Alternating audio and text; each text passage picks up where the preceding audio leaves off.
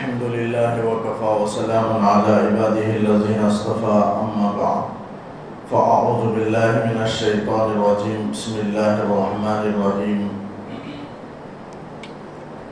حتى إذا بلغ ثم أتبع سببا حتى إذا بلغ بين السدين وجد من دونهما قوما لا يكادون يفقهون قولا.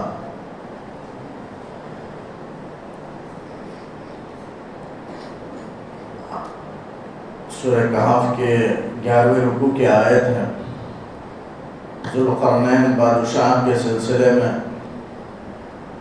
تذکرہ چل رہا تھا. کفار نے یہود کے کہنے سے آپ صلی اللہ علیہ وسلم سے سوال کیا تھا ذوالقرنین کے بارے میں، اور یہود اس کو اپنی قوم کے لیے حضرت ذوالقرنین کو نجات دہندہ سمجھتے تھے. اس لیے اس نوجوان بادشاہ کے واقعے کو جاننا چاہتے تھے نبی کریم صلی اللہ علیہ وسلم کے زبانی. تو سوال کیا تو قرآن نے بیان کیا. آخر میں اصحاب کہف کا اس سے پہلے تذکرہ ہوا، اب آخر میں ذوالقرنین کے سلسلے میں اللہ تعالیٰ نے بیان فرمایا کہ ان کو ہم نے اقتدار بخشا، حکومت بخشی، سلطنت بخشی. ہم نے دنیا میں زمین میں روئے زمین پر اللہ نے بادشاہت اور سلطنت اللہ نے ان کو عطا فرمائی تھی. پوری دنیا کا انہوں نے سفر کیا ہے. ذوالقرنین نیک ہیں، صالح بادشاہ ہیں اور عادل ہیں، اور پوری دنیا کا انہوں نے سفر کیا اور مغربی ممالک کو فتح کیا، مشرقی ممالک کو فتح کیا. شمال کی طرف اب دو کا ذکر تو ہو چکا ہے، مشرقی اور مغربی سفر کا. اس کے بعد ان آیتوں میں اللہ تعالیٰ شمالی سفر کا ذکر فرمایا. قرآن نے تو صراحتاً شمال کا ذکر نہیں کیا، لیکن مفسرین نے قرائن سے بتایا ہے کہ یہ شمال ہی مراد ہو سکتا ہے اور شمالی سفر ہی یہاں مراد ہے. ثم اتبع سببا، پھر ایک راستے پر چلے. حتی اذا بلغ بین السدین وجد من دونہما قوما، دو پہاڑوں کے درمیان ایک جگہ پہنچے جہاں دو پہاڑیں تھیں. اب یہ کون سی جگہ ہے؟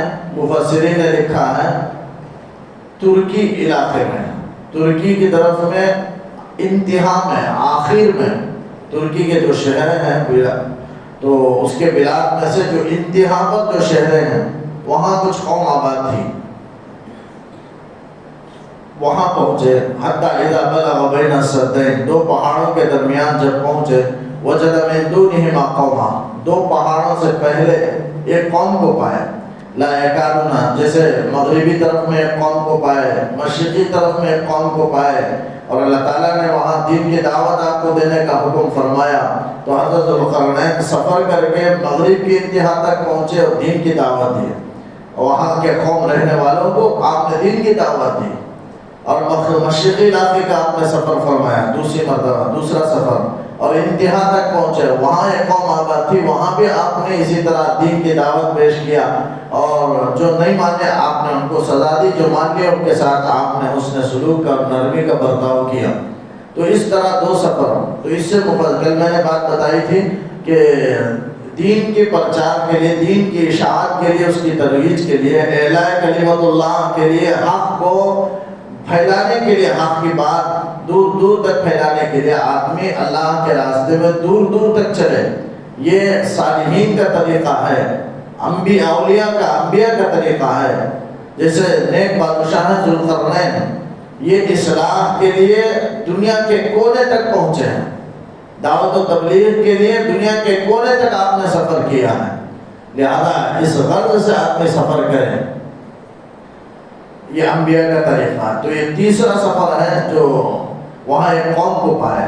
یہ قوم کون سی قوم ہے؟ قوما من دونہما قوما. تو علماء نے لکھا ہے وہ ترکی قوم ہے، اس لیے کہ تو بلاد ترک کے انتہا میں پہنچے تو وہاں ترکی قوم ہی ہوگی. تو ترکی قوم تھی وہ. لا یکادون یفقهون قولا، جو بالکل بات سمجھنے کے قریب بھی نہیں تھے. یعنی علماء نے لکھا ہے کہ ان قوم کو یاجوج ماجوج کہا جاتا ہے. وہی یاجوج ماجوج جو قیامت کی علامات میں سے رسول اللہ صلی اللہ علیہ وسلم نے بیان فرمایا. جیسے کل تذکرہ ہوا حضرت مہدی رضی اللہ عنہ آئیں گے، پھر اس کے بعد وہ دجال کا خروج ہوگا، پھر عیسیٰ علیہ السلام آئیں گے، پھر یاجوج ماجوج. عیسیٰ علیہ السلام کے بعد یاجوج ماجوج نکلیں گے.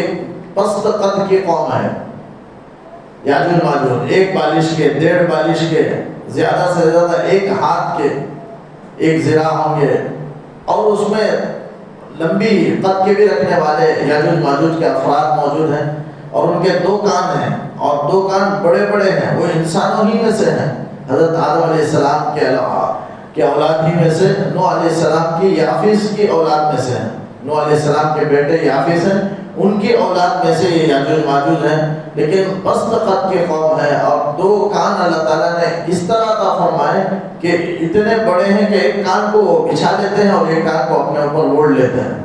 اس طریقے سے اللہ نے ان کی پرورش کی، اور کثیر مقدار میں اللہ نے ان کو بنایا۔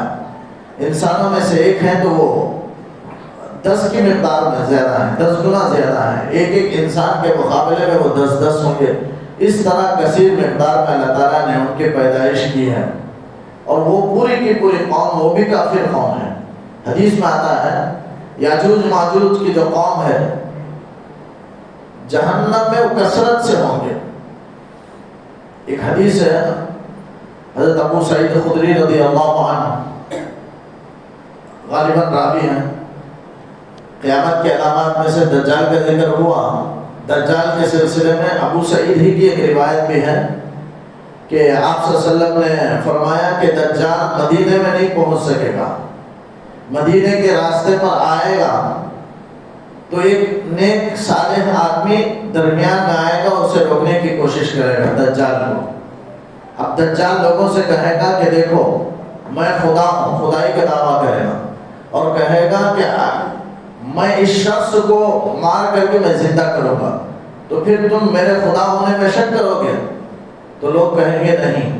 چنانچہ اس نیک انسان کو وہ شخص مار دے گا، تو ٹکڑے کر دے گا، قتل کر دے گا، پھر اس کے بعد اسے زندہ کرے گا۔ تو وہ شخص کہے گا، وہ نیک انسان جو زندہ ہوا کہے گا کہ تو وہی دجال ہے جس کی حضور صلی اللہ علیہ وسلم نے ہمیں خبر دی ہے، اور مجھے مارنے کے بعد تو نے زندہ کیا، تو اور بھی زیادہ مجھے تیرے دجال ہونے پر یقین ہو گیا کہ تو دجال ہی ہے جس کے رسول اللہ صلی اللہ علیہ وسلم نے خبر دی ہے۔ لہذا وہ دوبارہ اس کو قتل کرنا چاہے گا، لیکن وہ اس پر قابو نہیں پا سکے گا، یعنی قتل نہیں کر سکے گا۔ یہ ابو سعید خدری رضی اللہ عنہ کی روایت دجال کے سلسلے میں ہے۔ تو یاجوج ماجوج بھی بہرحال اس کثرت سے ہوں گے۔ ایک حدیث میں آپ صلی اللہ علیہ وسلم نے فرمایا صحابہ سے کہ کل قیامت کے دن حضرت آدم علیہ السلام سے اللہ تعالیٰ فرمائیں گے کہ اے آدم، اپنی اولاد میں سے جو جہنمی ہیں ان کو چنو، اور جو جنتی ہیں ان کو الگ کرو۔ تو حضرت آدم پوچھیں گے اللہ ان کی کیا مقدار ہے؟ تو اللہ تعالیٰ کہیں گے کہ 1000 میں سے 999 جہنمی اور 1 جنتی، 1000 افراد میں سے 1 جنتی اور 999 جہنمی۔ صحابہ یہ حدیث سن کر سہم گئے، ڈر گئے، اور حضور صلی اللہ علیہ وسلم نے ان کے خوف کو، ڈر کو سمجھ لیا۔ پھر آپ صلی اللہ علیہ وسلم نے صحابہ سے فرمایا تم اطمینان رکھو، خوف نہ کرو، جو 1 جنتی ہوگا وہ تم میں سے ہوگا، اور 999 جو ہوگا وہ یاجوج ماجوج کی قوم میں سے ہوگا۔ یعنی اس مقدار میں، اس کثرت سے اللہ تعالیٰ جہنم کو یاجوج ماجوج سے پور کریں گے۔ بڑی شریر قوم ہے، بڑی کافر نافرمان قوم ہے۔ اور دوسری بات ہے یہ انسانوں ہی میں سے ہیں، یافیس کے اولاد، نوح علیہ السلام کے بیٹے یافیس کے اولاد میں سے ہیں، لیکن سوال ہوتا ہے کہ اللہ تعالیٰ ایسے ہی ان کو جہنم میں ڈال رہا ہے یا کوئی ان کو دین کی دعوت دینے والا پہنچا ہے؟ ایک سوال ہے، اس کا جواب یہ ہے کہ قرآن کی آیت سے روشنی سے معلوم ہوتا ہے کہ کوئی پیغمبر نبی ان کو دعوت دینے کے لیے پہنچے ہیں، لیکن انہوں نے نہیں مانا، جس کی وجہ سے وہ کافر ٹھہرے۔ اللہ تعالیٰ ان کو جانا، کیونکہ اللہ کا وعدہ ہے کہ اللہ تعالیٰ کسی کو عذاب نہیں کرتا جب تک کہ رسول کو بھیج کر ان کی ہدایت کا انتظام نہ کر دے۔ فرمایا وما کننا، 15 پارے کی آیت ہے، وما کننا معذبین حتی نبعث رسولا، جب تک ہم رسول کو، پیغمبر نبی کو بھیج کر ہم ہدایت کا سامان نہیں کر دیتے، نصیحت نہیں کر دیتے، تب تک کسی قوم کو ہم عذاب نہیں دینے والے۔ وما كنا معذبین، ہم عذاب دینے والے نہیں ہیں، حتی نبعث رسولا، یہاں تک کہ ہم رسول کو بھیج دیں۔ تو اس سے معلوم ہوتا ہے اس آیت کی روشنی سے کہ ان کے درمیان بھی پیغمبر آئے اور انہوں نے اس پیغمبر کی دعوت کو رد کر دیا، جس کی وجہ سے وہ کافر ٹھہرے، نافرمان قوم ٹھہری۔ اللہ تعالیٰ ان کے لیے جہنم، ان سے جہنم کو پر کرے گا۔ زیادہ مقدار میں وہ 999 کی تعداد میں وہ جہنم میں ہوں گے اور عام انسانوں میں سے ایک کی مقدار میں ہوں گے۔ ویسے ہر ایک کو جو بھی مکلف ہے دین کی دعوت اس تک پہنچی ہے، یہ اور بات ہے کہ وہ نہیں مانا ہے جہنم کا مستحق بنا، ماننے کی بھی نہ ماننے کی دونوں کی اللہ نے صلاحیت، مادہ صفت انسان کے اندر رکھی ہے۔ وہ فرشتے ہیں صرف عبادت ہی عبادت میں لگے رہتے ہیں، لیکن دو مخلوق ہیں جن کے اندر اللہ نے ماننے کی نہ ماننے کی صلاحیت رکھی ہے، انسان اور جنات ہیں۔ اللہ تعالیٰ نے ان دو کے درمیان انبیاء کو بھیجتے ہیں، ان کی ہدایت کا سامان کرتے ہیں۔ تو ہر ایک کے پاس انبیاء پہنچے ہیں، جنات کے پاس بھی۔ روایتوں میں آتا ہے ایک مرتبہ عشاء کی نماز آپ صلی اللہ علیہ وسلم پڑھا ہے، پڑھانے کے بعد آپ نے صحابہ کی طرف رخ کیا اور آپ صلی اللہ علیہ وسلم نے فرمایا کہ تم میں کون ایسا شخص ہے جس کے دل میں ذرہ برابر بھی کبر نہ ہو، ایسا شخص کھڑا ہو جائے۔ تو حضرت عبداللہ بن مسعود رضی اللہ عنہ کھڑے ہوئے، حضور نے فرمایا بالکل ٹھیک ہے، تمہارے دل میں ذرہ برابر بھی کبر نہیں ہے۔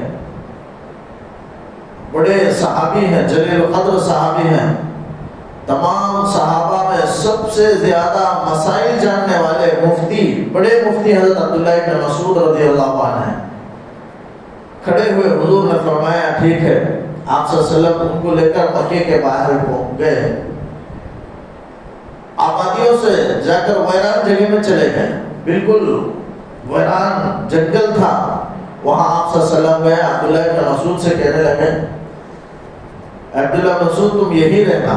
آپ صلی اللہ علیہ وسلم گول نشان لگا دیے اور فرمایا کہ اس کے درمیان ہی بیٹھے رہنا، اس سے آگے میں نے جو لکیر اطراف میں کھینچی اس سے آگے نہیں بڑھنا، اگر تم اس کے آگے آگے لکیر کے اس پار آ گئے تو تم مجھے نہیں پاؤ گے، قیامت میں پاؤ گے۔ لہذا حضرت عبداللہ مسعود ڈر گیا اور اسی لکیر کے درمیان میں بیٹھ گئے اور آپ صلی اللہ علیہ وسلم گئے اندر جنگل کی طرف۔ پوری رات عشاء کے بعد نکلے ہیں، پوری رات آپ دعوت و تبلیغ کرتے رہے۔ کسے کرتے رہے؟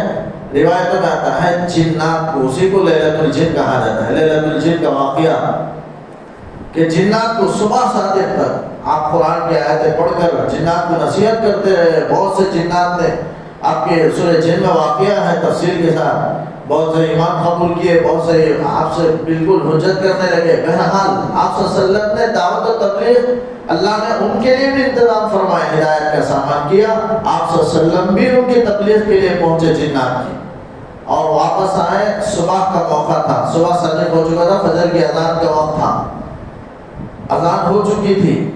آپ صلی اللہ علیہ وسلم نے حضرت عبداللہ بن مسعود سے پوچھا فجر کی نماز کا وقت ہو گیا ہے، وضو کرنے کے لیے کیا تمہارے پاس پانی موجود ہے؟ تو انہوں نے کہا اللہ کے رسول میرے پاس پانی موجود نہیں ہے، نبیذ تمر ہے۔ اس زمانے میں کہیں سفر میں جاتے تو کھجور پانی اپنے ساتھ لے لیتے تھے، تو اور وہ رات کا موقع ہوتا کھجور پانی میں بھیگنے ڈال دیتے اور اسی کا پانی صبح کو پی لیتے اور کھجور کھا لیتے تھے۔ بڑی قوت دینے والی وہ غذا تھی کھجور، یقیناً بڑی مفید ہے اور صحت بخش غذا ہے، اور انسانی طبیعت میں قوت لانے کے لیے، صحت کے لیے بہت ہی مفید چیز ہے کھجور۔ وہ پانی میں ڈال دیتے تھے، اسی کو نبیذ تمر کہتے ہیں۔ تمر عربی میں کھجور کو کہتے ہیں، اور نبیذ کے معنی ڈالا ہوا، یعنی کھجور ڈالا ہوا پانی، اسی کو نبیذ تمر کہتے ہیں۔ حضرت عبداللہ بن مسعود نے فرمایا کہ میرے پاس نبیذ تمر موجود ہے، تو اللہ کے رسول صلی اللہ علیہ وسلم نے فرمایا لاؤ، اسی کو لاؤ، کھجور تو پاک ہے۔ آپ نے کھجوریں نکال دی، اسی پانی سے آپ نے وضو فرمایا۔ یعنی یہ واقعہ نبیذ تمر فقہ میں مسائل کی کتاب ہے، مسئلے کی کتاب ہدایہ ہے، اس میں پورے مسائل سے بحث ہوتے ہیں، کن کن پانیوں سے وضو کر سکتے ہیں۔ اس میں نبیذ تمر کی بحث میں لیلۃ الجن کا واقعہ بیان کیا گیا کہ پھر اس میں اختلاف ہے کہ نبیذ تمر سے وضو جائز ہے یا نہیں۔ بعض کہتے ہیں جائز ہے اس لیے کہ آپ صلی اللہ علیہ وسلم نے اس موقع پر وضو فرمایا، وہ الگ مسئلہ ہے، مسئلے کی بحث ہے وہ۔ مجھے یاد کرنا ہے کہ لیلۃ الجن اصل جو واقعہ ہے، آپ صلی اللہ علیہ وسلم کو جنات کی دعوت و تبلیغ کے لیے آپ پہنچے، تو ہر ایک کے لیے اللہ تعالیٰ نے ہدایت کا سامان کرتا ہے۔ تو یاجوج ماجوج کے بعد بھی ہو سکتا ہے کوئی پیغمبر نبی پہنچے ہوں لیکن انہوں نے ان کی بات کو نہیں مانا، انہوں نے کفر پر وہ اڑے رہے، جمے رہے، جس کی وجہ سے اللہ تعالیٰ ان کے لیے جہنم کا فیصلہ فرمایا۔ وہ اکثر جہنم انہی سے بھری ہوئی ہوگی، جہنم آباد ہوگی یاجوج ماجوج کی قوم سے۔ تو قالوا یا ذا القرنین ان یاجوج و ماجوج مفسدون فی الارض، کہنے لگے اے ذو القرنین، یاجوج ماجوج یہ دونوں زمین میں فساد مچاتے ہیں۔ یعنی وہ قوم آئی، آ کر حضرت ذو القرنین سے سمجھ گئے بڑے بادشاہ ہوں گے، ان کے وضاحت سے شکل و صورت سے دیکھ کر سمجھ گئے، اور آ کر ذو القرنین کے پاس کہنے لگے، وہ ترکی قوم جو بات نہیں سمجھتی تھی، بہرحال ایک وحشیانہ زندگی گزارتے تھے۔ یاجوج ماجوج تو وحشی قوم ہی ہے، جنگلی قوم ہے، لیکن یہ اس طرف رہتے تھے، دونوں کے درمیان بہرحال کچھ فاصلہ تھا لیکن اتصال تھا۔ اور وہ یاجوج ماجوج قوم ان کی بستیوں میں آ کر فساد مچاتے، انسانوں کو ختم کر دیتے، ان کے کھیتیوں کو کھا جاتے، تباہ و برباد کر دیتے، اس طرح ہمیشہ فساد مچاتے تھے۔ تو وہ قوم آ کر حضرت ذو القرنین سے کہنے لگے کہ یاجوج ماجوج قوم ہمارے علاقے میں، ہمارے شہر میں، ہماری زمین میں آ کر فساد مچاتے ہیں، لہذا آپ ایک دیوار ہمارے لیے، ان کے ہمارے درمیان آڑ آپ دیوار قائم کر دیں، بنا دیں۔ یہ آ کر وہ قوم کہنے لگے، جس کا قرآن میں تذکرہ ہے کہ یاجوج ماجوج مفسدون فی الارض، ہمارے علاقے میں فساد مچاتے ہیں۔ فہل نجعل لک خرجا، کہ آپ کے لیے ہم کچھ خرچ کا انتظام کر دیں کہ الا ان تجعل بیننا و بینہم سدا، اس شرط پر کہ ہمارے اور ان کے درمیان آپ ایک دیوار قائم کر دیں، بنا دیں۔ یعنی ہم آپ کے لیے مال چندہ کراتے ہیں، مال جمع کرتے ہیں، آپ کے لیے دیوار قائم کرنے کے لیے خرچ کا ہم انتظام کرتے ہیں، آپ اسی پیسے سے ہمارے لیے ایک دیوار قائم کر دیں۔ اگر ذو القرنین سے وہ قوم کہنے لگی، قال ما مکنی فیہ ربی خیر، تو حضرت ذو القرنین نے فرمایا کہ اللہ نے مجھے مال بھی بہت عطا فرمایا ہے، وسائل بھی بہت عطا فرمایا ہے، اللہ نے مجھے حکومت بھی دی ہے، اقتدار بھی دیا ہے، سلطنت بادشاہت اللہ نے دی ہے۔ یعنی کہنے کا مطلب یہ ہے کہ مجھے تمہارے مال کی ضرورت نہیں، تمہارے معاوضے کی ضرورت نہیں، بغیر مال کے، بغیر معاوضے کے میں تمہارے لیے دیوار کھڑی کر دوں گا، لیکن اس دیوار کھڑی کرنے میں تم میرا مدد کرو، اپنے جسم کے ذریعے سے، طاقت و قوت کے ذریعے سے، محنت و مزدوری کے ذریعے سے تم میری مدد کرو، مال کی ضرورت نہیں ہے۔ یہ حضرت ذو القرنین نے کہا، اسی کا ذکر ہے۔ قال، ذو القرنین نے فرمایا ما مکنی فیہ ربی، میرے رب نے جو مجھے قدرت دی ہے مال میں اور سلطنت میں اور وسائل میں، خیر، وہ بہت بہتر ہے، یعنی میرے پاس ہی مال بہت زیادہ ہے، وسائل بہت زیادہ ہے، تمہارے مال کی کوئی ضرورت نہیں ہے۔ فاعینونی بقوت، قوت سے، طاقت سے، محنت و مزدوری سے، اپنی جسمانی اور افرادی تعاون سے، اور دیوار قائم کرنے کے لیے جن جن چیزوں کی ضرورت ہے ان کے ذریعے سے تم میری مدد کرو، یعنی محنت و مزدوری کرو، اس کے ذریعے سے میری مدد کرو، طاقت و قوت سے۔ اجعل بینکم و بینہم ردما، تو میں بنا دوں گا تمہارے اور ان کے درمیان، تمہارے یعنی اس قوم اور ان کے یعنی یاجوج ماجوج کے درمیان ایک ردما، ایک مضبوط دیوار بنا دوں گا، پھر وہ ادھر نہیں آ سکیں گے اور فساد نہیں مچائیں گے۔ حضرت ذو القرنین نے قبول کر دیا۔ اس کے تحت میں محدثین مفسرین نے لکھا ہے، ایک سبق یہ حاصل ہوتا ہے کہ کوئی بھی آدمی بھلائی کی امید لے کر کے ہمارے پاس پہنچے، کوئی تعاون اور مدد کی امید لے کر ہمارے پاس پہنچے، اگر ہم سے وہ تعاون ہو سکتا ہے، وہ مدد ہم سے ہو سکتی ہے تو مدد کرنا چاہیے، تعاون کرنا چاہیے، یہ اخلاقی ہمارا فریضہ ہے اور حسن اخلاق میں سے۔ جیسے ذو القرنین نے، انہوں نے آ کر کے کہا، درخواست کی کہ آپ دیوار بنا دیں، اور حضرت ذو القرنین بنا سکتے تھے، اللہ نے وسائل عطا فرمائے، انہوں نے قبول کر لیا اور بنایا۔ تو آج کسی کے پاس اتنی قوت ہے، اتنا پاور ہے کہ اس کے پاس اس سے کوئی آدمی امید لگائے ہوئے ہے اور کوئی سوچتا ہے کہ فلاں کے پاس جائیں گے تو وہ میرا کام کر سکتے ہیں، میرا کام کچھ ہو سکتا ہے، اور وہ امید لے کر پہنچے، اور جس کے پاس پہنچے اسے بھی امید ہے کہ میں کام کر سکتا ہوں، تو اسے کرنا چاہیے۔ مخلوق کی خدمت ہے، یہ تعاون ضرور کرنا چاہیے، انکار نہیں کرنا چاہیے۔ جیسے حضرت ذوالقرنین نے بات کو قبول کر لی اور ان کی مدد فرمائی، آتونی زبر الحدید۔ تو حضرت ذوالقرنین نے دیوار بنانے کے لیے مضبوط دیوار لوہے کے ٹکڑوں کو منگایا، لوہے کی چادروں کو، لوہے کے ٹکڑوں کو منگایا۔ چنانچہ پورے لوہے کے چادروں کو، اس کے ٹکڑوں کو جمع کیا گیا۔ آتونی زبر ٹکڑے کو کہتے ہیں، حدید لوہے کو کہتے ہیں۔ آتونی زبر الحدید، تم میرے پاس لے آؤ لوہے کے ٹکڑوں کو اور اس کے چادروں کو۔ آپ نے پورے لوہے کو جمع کر لیا۔ آپ نے اس طرح دیوار تعمیر فرمائی کہ پہلے لوہے کی چادریں آپ نے کھڑی کر دی، اس پہاڑ سے اس پہاڑ کے بلندی کے مقدار میں لوہے کو دو طرف میں آپ نے مضبوط، درمیان میں خلا چھوڑ دیا، دو طرف آپ نے لوہے کو قائم کر دیا، لوہے کی چادریں پہلے کھڑی کر دی، پھر اس کے بعد درمیان میں نیچے آپ نے لکڑی کوئلے ڈال دیے، پھر اس کے بعد لوہے کے ٹکڑے ڈالے، اور اوپر تک یعنی پہاڑ کی بلندی تک دو پہاڑوں کے درمیان کا جو حصہ ہے، وادی ہے، اس میں لوہے کے بڑی بڑی دیواریں قائم کر کے درمیان میں آپ نے لوہے کے ٹکڑے کو بھر دیے اور پہاڑی کی بلندی کے برابر کر دیے۔ پھر اس کے بعد جب بھر گیا لوہے کے ٹکڑوں سے، درمیان میں لکڑی اور کوئلے بھی ڈالے گئے، پھر اطراف میں آپ نے آخر میں آگ کا انتظام کر دیا۔ پھر اس کے بعد پگھلے ہوئے تانبے کو آپ نے منگایا، پیتل، تانبا یا کوئی لوہا کا پگھلا ہوا دھات، سب معنی لے سکتے ہیں، وہ آپ نے منگایا، پگھلا ہوا پیتل، تانبا، اور اسے درمیان میں ڈال کر کے آپ نے فرمایا ان سے کہ آگ لگاؤ، پھونکو۔ اب وہ پھونک مارتے رہے، وہ پگھلا ہوا پیتل لوہے میں پڑا اور لوہا بھی گرم ہو کر کے پگھل گیا اور دونوں آپس میں مل گئے، اور مل کر اس طرح ایک مضبوط لوہے کی دیوار بن گئی۔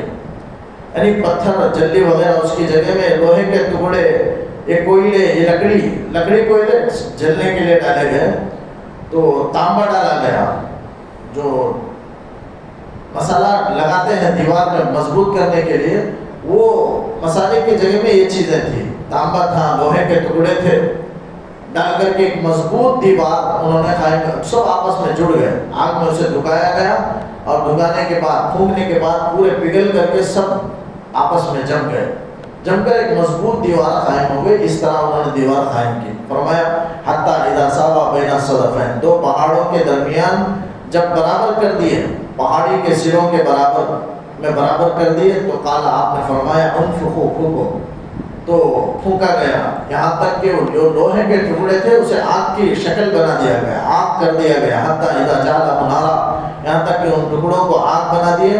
قال، پھر فرمایا آتونی افرغ علیہ قطرہ، میرے پاس اس پگھلے ہوئے تانبے کو لے آؤ تاکہ میں اس پر ڈال دوں۔ آپ کے پاس آپ نے منگایا، وہ تانبا لایا گیا، پگھلا ہوا تانبا، آپ نے وہ لوہے کے ٹکڑوں کو جو آگ کی شکل بنا دیا گیا اس پر ڈال دیے، اور سب آپس میں مل کر کے مضبوط ہو گئے، جم گئے۔ اس طرح مضبوط دیوار قائم کر دی۔ اب وہ یاجوج ماجوج نہیں آ سکتے۔ اب اتنی طاقت تو ہے، کوئی قوم اس کا مقابلہ نہیں کر سکتی، لیکن اتنی طاقت نہیں ہے کہ وہ لوہے کے دیوار کو توڑ سکے، اس مضبوط دیوار کو توڑ سکے۔ اور اتنی بلند دیوار تھی، بعد میں لکھا ہے 100 ذراع، 100 ہاتھ لمبا تھا، بہرحال بہت اونچی مقدار میں جو دیوار اٹھائی گئی تھی، وہ دیوار کو چڑھ کر بھی نہیں آ سکتے تھے، چونکہ اس کے اندر پسلان ہوتا ہے، پسلاہٹ ہوتی ہے، جس کی وجہ سے ایک تو بلند ہے اس کی وجہ سے نہیں چڑھ سکتے، اور ایک پسلاہٹ ہے جس کی وجہ سے بھی نہیں چڑھ سکتے، اور اسے سوراخ کر کے بھی نہیں آ سکتے، اس لیے کہ وہ لوہے کی دیوار ہے، مضبوط دیوار ہے، تو سوراخ بھی نہیں کر سکتے، اوپر بھی چڑھ کر نہیں آ سکتے۔ تو یہ ساری باتیں قرآن نے ذکر فرمائی۔ قرآن نے کہا فَمَسْتَطَاعُوا أَن يَظْهَرُوهُ، وہ دیوار کے اوپر چڑھنے کی استطاعت نہیں رکھتے تھے، وَمَا اسْتَطَاعُوا لَهُ نَقْبًا، اور اس میں سوراخ کرنے کی بھی استطاعت نہیں تھی، یعنی سوراخ بھی نہیں کر سکتے، اوپر چڑھ بھی نہیں سکتے، بلند ہونے کی وجہ سے، اصلاحات ہونے کی وجہ سے، چکناہٹ ہونے کی وجہ سے وہ نہیں چڑھ سکتے. تو اس طرح مضبوط دیوار حضرت ذوالقرنین نے ان کے لیے تعمیر کر دیا. پھر آخر میں فرمایا قال ھذا رحمت من ربی، فرمایا یہ میرے رب کی رحمت ہے. یعنی دیوار کا اتنا مضبوط دیوار قائم کر دینا جس کی وجہ سے یاجوج ماجوج ادھر نہ آ سکیں اور فساد نہ پہنچا سکے، یہ اتنی بڑی دیوار قائم کرنا بنانا یہ میری استطاعت میں نہیں ہے، یہ میرا کمال نہیں ہے، بلکہ میرے رب کی رحمت ہے. یعنی وہاں عاجزی کا اظہار کر رہے ہیں. انبیاء کا یہی طریقہ اولیاء کا کہ بڑے سے بڑے کام کو انجام دینے کے بعد اسے اللہ کا فضل سمجھتے، اللہ کی نعمت، اس کی رحمت سمجھتے، اللہ کی مہربانی اور اس کی عنایت سمجھتے، اپنا کوئی کمال نہیں سمجھتے. انسان کے اندر کوئی کمال نہیں بذات خود جب تک اللہ تعالیٰ اس کے اندر ودیعت نہ کر دے کمال کو. ہر انسان کے اندر کمال ہوتا ہے تو اللہ کی ودیعت کرنے سے، اللہ تعالیٰ کے اس کو دینے عطا کرنے اور اس پر رکھنے سے وہ کمال پیدا ہوتا ہے. بذات خود انسان کے اندر کوئی کمال پیدا نہیں ہو سکتا. اس لیے انسان بڑے سے بڑا کوئی بھی کام انجام دے دے، کوئی اچھا کام ہو، کوئی بڑا کام ہو، کرنے کے بعد اسے اللہ کی رحمت سمجھنا چاہیے، اللہ کا فضل اور اللہ کی مہربانی سمجھنا چاہیے. اپنا کمال، اپنی بڑائی اور تصور انسان نہ کرے. فرمایا قال ھذا رحمت من ربی، یہ میرے رب کی طرف سے رحمت ہے، یعنی میں ایسا نہیں کر سکتا، یہ اللہ کی مہربانی ہے.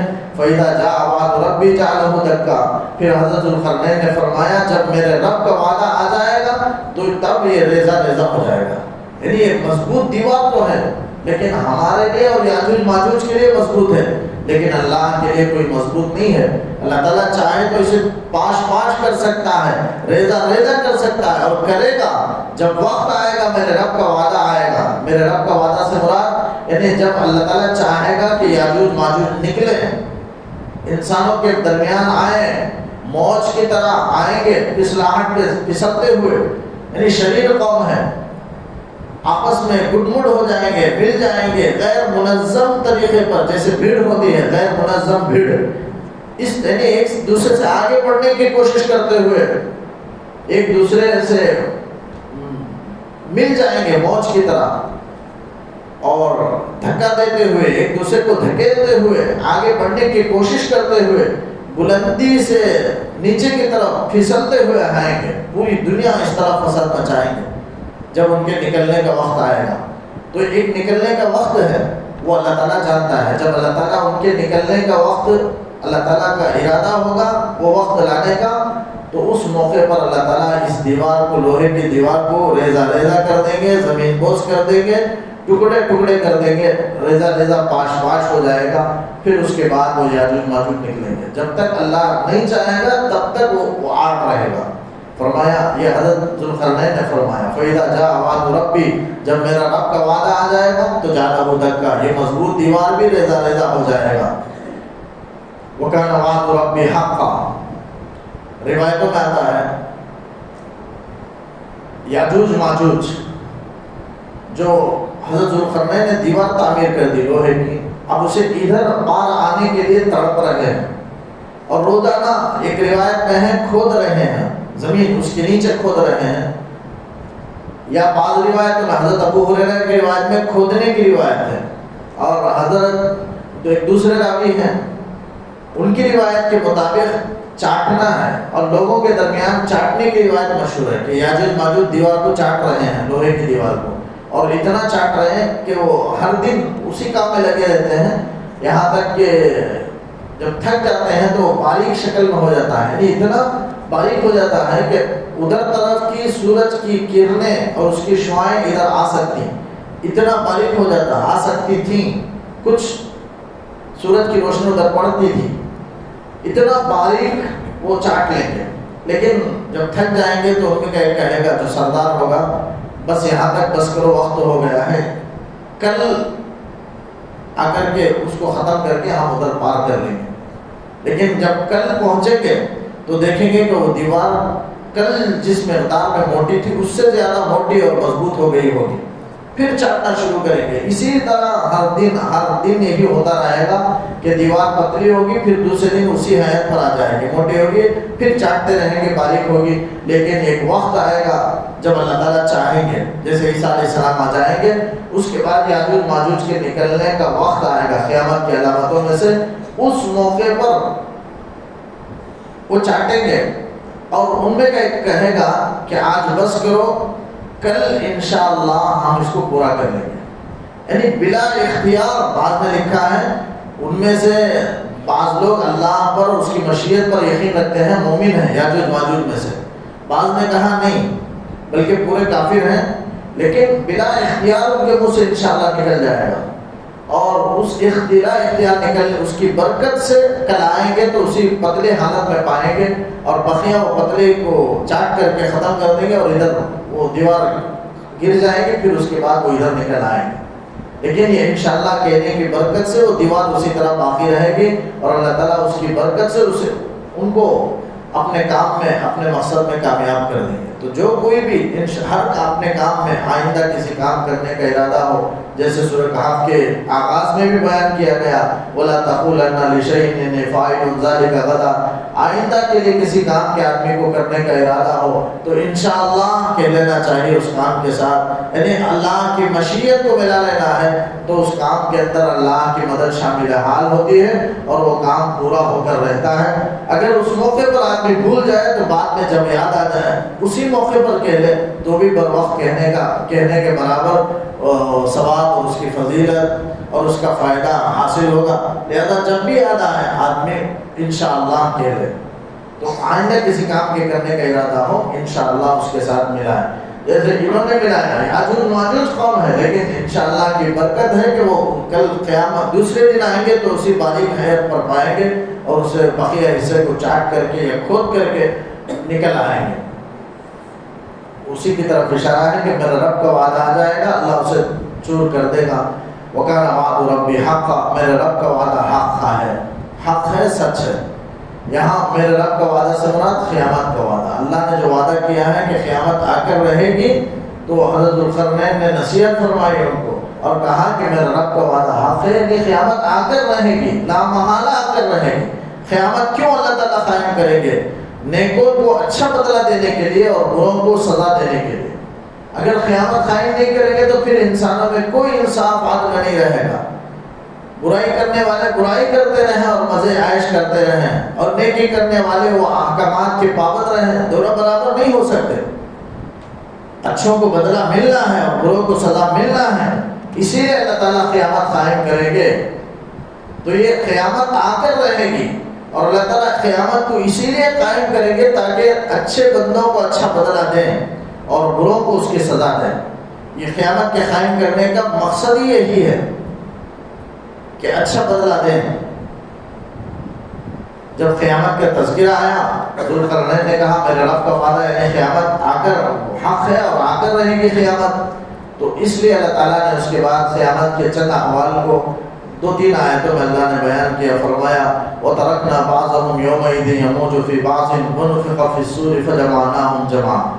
ہم جب قیامت کو لانے کا ارادہ کریں گے ہم چھوڑ دیں گے، وہ آپس میں ایک دوسرے میں گٹ مٹ ہو جائیں گے، مل جائیں گے، موج کی طرح وہ ایک دوسرے میں گھس جائیں گے. یعنی انسانوں کا ایسے ڈھانٹا مارتا ہوا، یہ عام انسانوں کے لیے بھی ہے، یاجوج ماجوج کے لیے بھی ہے. اللہ تعالیٰ جب قیامت میں سب انسانوں کو اٹھانے کا ارادہ کریں گے، قیامت کو لائیں گے، تو اس وقت یہ حالت ہوگی کہ پورے یا تو یاجوج ماجوج میں سے ہر ایک کا ذکر ہے کہ ہر ایک کو اللہ تعالیٰ اٹھائیں گے، چاہے کتنی ہی موج کی شکل میں ہو. اللہ تعالیٰ گٹ مٹ ہو جائیں گے، آپس میں مل جائیں گے، گھس جائیں گے، اتنے کثیر مقدار میں ہوں گے تو بھی اللہ تعالیٰ اٹھائیں گے. ایک کو بھی نہیں چھوڑیں گے یاجوج ماجوج میں سے کسی کو. یا نہیں تو عام انسانوں کے حالت کو بھی بیان کیا گیا کہ انسانوں کا تھاٹے مارتا ہوا سمندر ہوگا. آدم علیہ السلام سے لے کر کے قیامت تک جتنے افراد ہیں، ایک کوئی انسان بھی بچ کر نہیں نکلے گا. سب انسانوں کو اٹھائیں گے اور انسان قیامت کی خوفناکی کی وجہ سے بدحواسی میں ڈولتا ہوا ادھر ادھر گرتا ہوا جائے گا. یعنی خطرناک خوف کی وجہ سے وہ دن ایسا خوفناک ہوگا کہ بدحواسی میں انسان ادھر ادھر جس طرح کوئی انسان پی لیتا ہے، نشے میں ادھر ادھر بدحواسی میں جاتا ہے، اس طرح ہر انسان چلیں گے، آپس میں ایک دوسرے سے ٹکرائیں گے، جیسے موج میں چیزیں آپس میں ایک دوسرے سے ٹکراتی ہیں، اس طرح قیامت کی بدحواسی میں انسانوں کا ایسا سمندر ہوگا کہ آپس میں ایک دوسرے سے ٹکرا لیں گے۔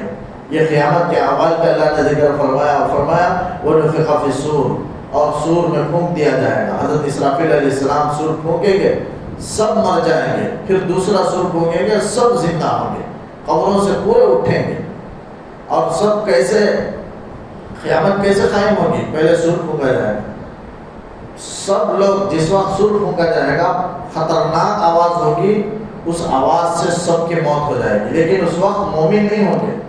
عیسیٰ علیہ السلام کے انتقال کے بعد، اس چند دنوں کے بعد اللہ تعالیٰ مومنوں پر ایک بغل کے نیچے ایک ہوا چلائیں گے، اس کی وجہ سے بغل کے نیچے کمر کے پاس ایک بیماری ظاہر ہوگی جس میں پورے نیک انسان مر جائیں گے، پورے مومن، یعنی مومنوں کو وفات دینے کا ایک طریقہ ہے تاکہ مومنوں کو تکلیف نہ ہو۔ قیامت کی جو سور کی جو تکلیف ہے وہ قیامت قائم ہوگی، شریروں پر، کافروں پر، مشرکوں پر، فاسقوں پر قیامت قائم ہوگی۔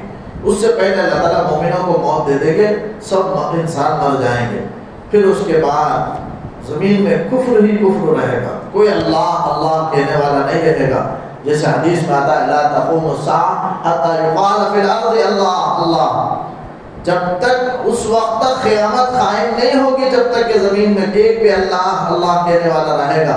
جب زمین میں کوئی بھی اللہ اللہ کہنے والا نہیں رہے گا، اللہ تعالیٰ کو دنیا کی اور دنیا کے نظام کو چلانے کی کوئی ضرورت نہیں ہوگی، اللہ تعالیٰ قیامت قائم کر دیں گے۔ یہ دنیا چل رہی ہے تو مومنوں کی وجہ سے، یہ دنیا کا نظام اللہ چلا رہا ہے تو ایمان والوں کے ایمان کی اور ان کے پاک کلمے کی برکت ہے کہ اس کی وجہ سے اللہ نظام کو چلا رہا ہے، ورنہ اس کے بعد مومن جب مر جائیں گے، ختم ہو جائیں گے، تو اس کے بعد دنیا کو چلانے کے اللہ کو ضرورت نہیں ہوگی، اللہ تعالیٰ قیامت قائم کر دیں گے، شریروں پر کافروں پر قیامت قائم ہوگی۔ وَنُفِخَ فِي الصُّورِ، سور میں پھونکا جائے گا، فَجَمَعْنَاهُمْ جَمْعًا، تمام انسانوں کو ہم جمع کر لیں گے، وَعَرَضْنَا جَهَنَّمَ يَوْمَئِذٍ لِلْكَافِرِينَ، اور جہنم کو اس دن ہم پیش کریں گے کافروں کے سامنے، عرضا، کافروں کی کھلی آنکھوں کے سامنے لا کر جہنم کو ہم پیش کر دیں گے۔ جیسے اس سے پہلے میں نے روایت عرض کی کہ جہنم کو 70,000 فرشتے کھینچ کر کے لے آئیں گے میدان محشر میں، اور ایک ایک لگام میں 70,000 فرشتے ہوں گے، جہنم میں 70,000 لگامیں اور ایک لگام میں 70,000 فرشتے ہوں گے، کھینچ کر لائیں گے۔ 40 سال کی مسافت کی دوری سے ہی کافر جہنم کو دیکھ لیں گے اور اس کی گرمی کو محسوس کریں گے اور سمجھ لیں گے کہ ہم کو اس پر گرنا ہے، یقیناً ہم کو گرنا ہے، وہ سوچ لیں گے جہنم کو آتا ہوا دیکھ کر۔ تو اللہ تعالیٰ کہتے ہیں وَعَرَضْنَا جَهَنَّمَ يَوْمَئِذٍ، اس دن ہم یعنی قیامت کے دن جہنم کو کافروں کے کھلی آنکھوں کر دیں گے، ان کے سامنے پیش کر دیں گے۔ الَّذِينَ كَانَتْ أَعْيُنُهُمْ فِي غِطَاءٍ عَنْ ذِكْرِي، جن کے آنکھیں پردے میں تھیں میری یاد سے۔ ذکری سے مراد مفسرین نے لکھا ہے قرآن سے، میرے قرآن سے، قرآن احکامات سے جن کی آنکھیں اندھی ہو چکی تھی، پردے میں تھے، یعنی کافروں کی صفت اللہ بیان کر رہا ہے۔ کافر آنکھوں سے اندھے ہیں کہ قرآن کو دیکھ نہیں سکتے، ہدایت نہیں پا سکتے، اور کافر کانوں سے وہ بہرے ہیں، سن نہیں سکتے قرآن کی بات کو۔ فرمایا اعینہم فی غطاء عن ذکری، میری یاد سے یعنی قرآن سے ان کی آنکھیں پردے میں تھی، وکانوا لا یستطیعون سماع، اور وہ سن بھی نہیں سکتے۔ آپ صلی اللہ علیہ وسلم سے اتنی دشمنی، اتنی عداوت، اتنا بغض تھا کہ آپ صلی اللہ علیہ وسلم قرآن کے کلمات پڑھ کر سنا رہے، ہدایت کی باتیں بتا رہے، لیکن وہ سن نہیں سکتے، کانوں میں انگلیاں ڈال دیتے اور بھاگ جاتے۔